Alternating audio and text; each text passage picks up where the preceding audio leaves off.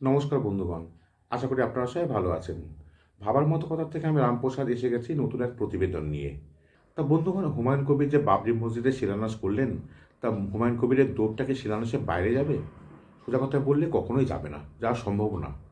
কারণ চারিদিক দেখে এমনটাই মনে হচ্ছে সব কিছু তার হাতে নেই। যদি সব কিছু তার নিয়ন্ত্রণে থাকতো তাহলে এখনও পর্যন্ত অনেক কিছু আমরা দেখতে পেতাম।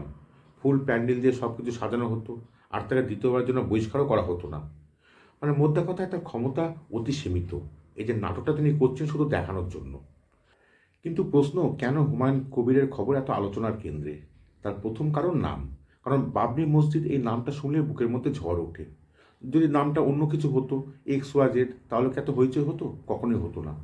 তা আপনার জমি, আপনার টাকা পয়সা, তা আপনি মসজিদ তৈরি করবেন, তাতে কার কি বলার আছে? আদালতও কিছু হস্তক্ষেপ করবে না।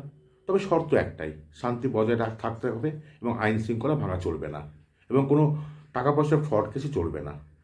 দ্বিতীয় কারণ, নতুন রাজনৈতিক দল।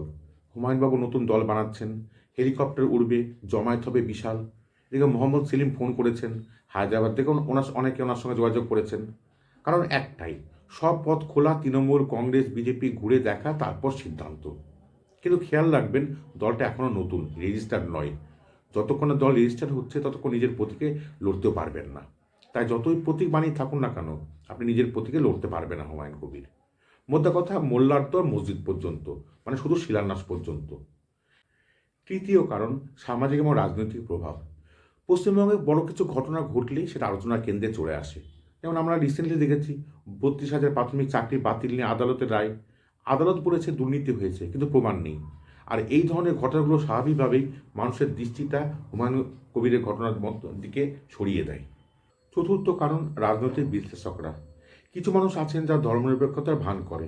এই খবর তারা ঝালমুড়ির মতো খাচ্ছেন আর নিজের মন্তব্য করার সুযোগ পাচ্ছেন। হুমায়ুনের কিছু কথাই তাদের কাছে একেবারে চমকপ্রদ। তো এবার ফলাফল, এই যে হুমায়ুন নিজের দল করবেন, ফায়দা কার হবে? বিজেপি, বিরোধী দল, না মুসলিম ভোট ভাগ হবে? সত্যি কথা হলো, নতুন দল হলেও ফলাফল আইএসএফের মতোই হবে।